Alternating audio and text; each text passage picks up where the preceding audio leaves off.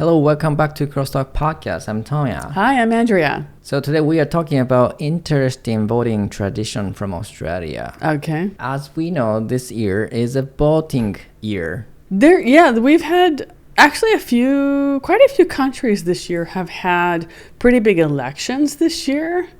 Yes. I'm thinking like a lot of countries in Asia, Japan, I think Bangladesh. There were some others too. Yes, we talked about in some previous episodes. Quite a while ago. Yeah. Yes, maybe last year. This is happening, and then Americans' election is about start. It's already started.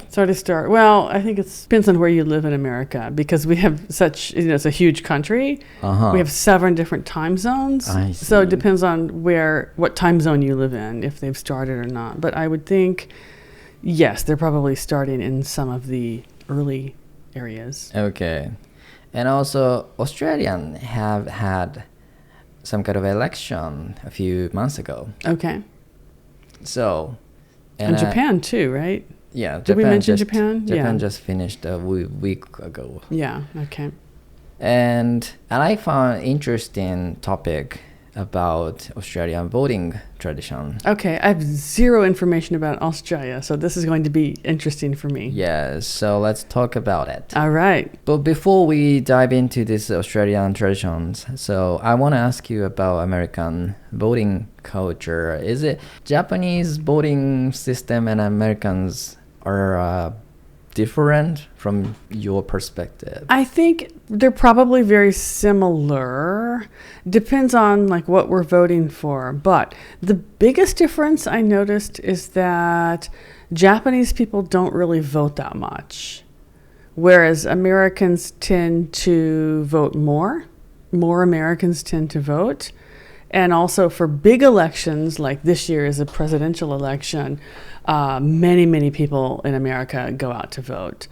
Even though, like, technically we don't directly choose the president, we have a group of representatives who actually chooses the president. And they are also not chosen directly by us. But that said, Americans still will go out and vote. So we have, for example, for the presidential election, we have 2. One is the Electoral College. That's the group of representatives that actually chooses the president. And then we have what is called the popular vote. And that's our vote that is actually counted. But that doesn't choose who the president is. So usually it's the same. Usually the Electoral College and the popular vote will usually be in alliance, but sometimes it's not, and then it causes problems. A good example of that is when Trump and Hillary Clinton were going against each other. Hillary Clinton won the popular vote. More normal people chose her, but the representatives chose Trump to be the president. So that's a really big difference in the system. But also just like general people's feeling, I feel like more Americans are interested in politics.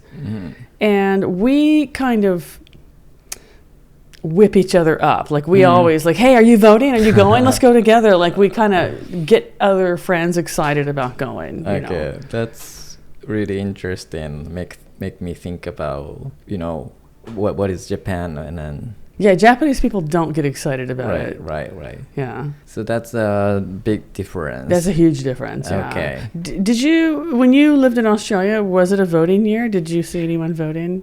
Wasn't a voting year. Okay. Maybe next year. Okay. The year when I lived in Australia was the voting year. Okay, the following year after you were there. Okay. Yes.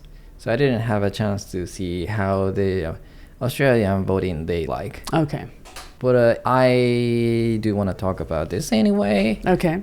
I don't know about it. Yeah, not firsthand. But you know about it from research and stuff. Yeah. Yes. So what I have found was in Australia have mandatory voting laws. Ooh, that is interesting. So citizens can be fined not participating. So if they don't vote, they get a fine. Right, $20. Wow. 20 Australian dollars. Okay. So it's a small fine, but that that makes people go to vote. Yeah, it works, right? It's a small thing, but it works. Yes. And then for the people who don't vote, I mean, that money adds up. That's government money. Japan is a little different. It's not mandatory. Right. Japan and America, I think, are both voluntary. Voluntarily. So we have the right to vote in our countries, but it's not required. No. It's free choice whether you go or not. Exactly. Yeah. Oh, and I forgot to tell you about this. Japan has early voting system. Okay, like how early can you go? Oh. Do you know? Oh, maybe 2 weeks earlier. 2 weeks, okay. So you could go 2 weeks, up to 2 weeks in advance. Maybe 3. Anyway, so I did the earlier voting. Okay. Because I had a plan for the day. Okay. And actually, we were working that day. Yes.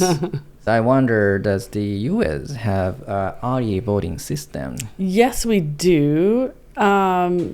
So there's a couple of different kinds. Just really, really simply, for people like me who don't live in America, we have early voting. Most states have you fill out a paper registration form, and you have to mail it back by mail, by physical snail mail. If you live in America and like you work or you have something or you're sick and you can't go, you can vote early. Same thing, you just go to the voting office early. But each state has their own rules, like how early you can do it. So some states it's 20 days in advance, up to 20 days in advance. Some states it's up to 60 days in advance. So you can go like 3 months in advance if you need to. 3 months? Some places, not every place, just some states. Okay. Each state has their own rules. Some states, anyone can go. When you don't want to go on the day because it's going to be crowded or whatever, you go early.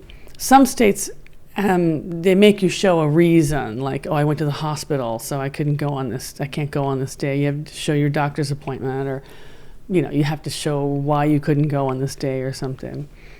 But yeah, it's state by state. But yes, we have it.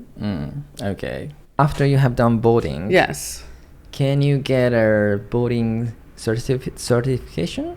No, but, well, kind of. Like in America, they'll give you a sticker that you put here on your chest, and it always says, I voted. And it's a red, white, and blue, like a flag pattern or something. And you can only get it if you voted. Oh. So people wear that, and for 2 reasons. Pride, they want to show, hey, I voted, I did my civic duty. Yes. I did my duty for our country. And then also, like, some shops will give you a discount if you have your sticker. I have the same discount service. Ooh, that's nice. But I think it's not a lot. Okay. Like, what kind of stuff can you get? For example, you can get a free drink from izakaya or a bar. Okay, that's nice. And I'm not sure about this, but maybe you can get a discount for a movie ticket. Oh, that's nice. Okay. And it probably depends on the city and the place too. Yeah. Yes. It's kind of the same in America. Like, you can get small freebies. Like Krispy Kreme will give you a free donut if you take your sticker in. You show your sticker, they'll give you a free donut. I see. A lot of cafes will give you like a free coffee or free drink or something. Same kind of thing. And then I think Uber.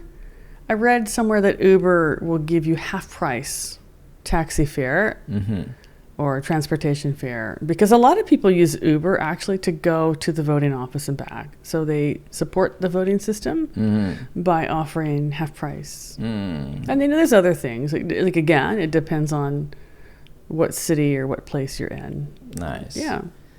Okay, we have a very similar system. Yeah. And I just picture the day for voting in Japan. It's kind of a quiet. Just it is quiet. Like, it's like you hear online, it'll say, like, when you'll get a pop-up saying today is voting day, please go. But like, there's no announcements, there's no people like saying, hey, let's go vote, let's go, are you going, let's go together. There's none of that, like, hoorah, My research, Australian voting day is a little different from ours. Okay, how so? Because have you heard about democracy sausage? No, it sounds kind of weird. What is that? Let me tell you about Australian democracy sausage. It's Okay. really, really interesting. Okay. Voting day in Australia, you will find something special on election day. It's a sausage wrapped in a slice of bread. Okay. It's just, it looks literally a hot dog. Okay. Can you imagine that? Yeah, I can imagine that. Okay.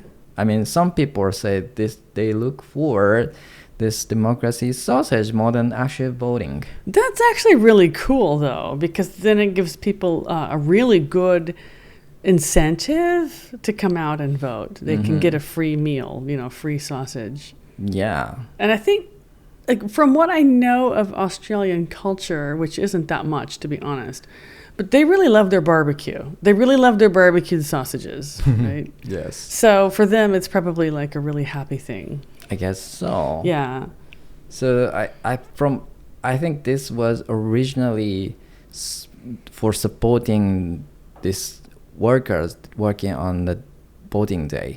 Oh, that's nice. And maybe these days, probably anyone can get this sausage. Okay. Like anyone go to the vote, they can get this sausage. Okay, so then that means the government must be like sponsoring the sausages and the bread and stuff. Oh, not government. Seems like Local offices? local, yeah, like schools and community groups or fundraisers. Oh, that's nice. Set up BBQ stands outside a polling station. Okay. And it's like turning a civic duty into a community event. Yeah, I can imagine, because like in America, the voting itself is not fun. We do go because of civic duty, a sense of civic duty. But like at the poll itself, like at the voting office, it's not fun. It's really, really not fun. No. But like this, if they had barbecue and, like a picnic kind of vibe, it'd be really cool. Yeah, I think this is a really, really good idea to Yeah. make people vote. Yeah. I think it's fun anyway. Yeah. And I then- agree. Yeah. What do you think about this idea? It would be nice to have some kind of a food festival for the voting day. Actually, yeah. That's not a bad idea, actually. I like that idea. Yes. So what kind of a food would work best? Actually, like this, like hot dogs, because they're cheap, they're easy to cook, and you can cook a lot of them at once. They don't take up space on the grill. Like something like that, where it's hot, it's fresh, but it's also cheap and fast. That's perfect. I think hot dogs are a good idea. Hot dogs. How about onigiri? Yeah, I mean, if that's what people want, like get some people to come and make some fresh onigiri, sure. You wouldn't have to cook it. You'd have to cook the rice. Right. Yeah. Oh, that would work. Yeah, I think so. Yeah, you just have to make a lot of rice. Right. Yeah, I think that'd be fun. I like sweets also, so some kind of sweet. I don't have an idea, but like something that you could, put together pretty quickly, make a lot of them, cheap and easy sweet thing. That'd be kind of nice. Yes. Yeah, actually, this might be a good way to get Japanese voters out to the voting office, because I feel like a lot of Japanese people don't vote because, it's kind of boring, and like they don't have this major sense of civic duty, and there's not like this media pressure to go also. But like having a matsuri or, festival, that'd be incentive to go and, do one little thing, and then, you get this great festival on the side. Yes. Yeah. I like that. That's my idea of why I have researched about this. You should bring this idea to the prefectural government. I don't think they like it, though, Take it to the city hall then. City hall might join you. I don't know. I'm not sure. Okay, I kind of want to share some of phrases we use in this episode, because this is a little bit tricky. Yeah. You used this a civic duty, Yeah, several times I said a civic duty. which means 市民の義務. Yeah, it's like a gimu. It's a responsibility that you have to your city, or in our case, our country, in order Yes. to vote. Yes. It's this one small thing we can do for our country. Yeah. Yes. Also, this is kind of obvious. Mhm. A word democracy, Yes. Okay. which means 民主主義. Yeah. But do you know the opposite word for democracy? Yes, it's autocracy, Autocracy, yeah. which is what, for example, Putin is doing in Russia, Yes. or North Korea's system is an autocratic system. So Yes. that's with rule or government by one person, by one leader who has complete power, 100%. Yes. And he or she dictates what people are able to do and not able to do. Yes. Democracy, like Japan and America, that means the power is held by the people, by the citizens, not by the rulers, although they do have some. So I find a word compulsory while researching this episode. Right. But we have a similar word, mandatory. Yes. How these words are different? Okay. Yeah. So we were talking about voting in Australia being mandatory, Yes. but compulsory is a word that does mean the same thing. In my understanding, they're the same. They're Okay. like the same level of nuance. Mm-hmm. You can use them interchangeably. So, for example, education. In Japan, education in America is compulsory. 義務的に. Gimu, right? And then mandatory. You can say it's mandatory education. Or Yeah. It's mandatory to do something. Both has a meaning 義務. Gimu, right? Yeah. They're about the same in English. Okay. Yeah. Thank you. Sure. I could be wrong. If I'm wrong, maybe someone will say in the comments, but I think I'm okay. Okay, we talk a lot about voting culture and some fun facts from Australia. Yeah. Thank you. I learned a lot, actually. I don't know much about Australia, as I mentioned. So this was a very interesting episode for me, too. Thank you for saying that. Yeah. So I have a question for you, listener. Okay. Should voting places be more fun? Ooh. Okay, that's all for this episode, but don't forget to catch your next one. This is CrossTalk signing off, bringing you English your way every week. Keep listening and keep shining. Bye.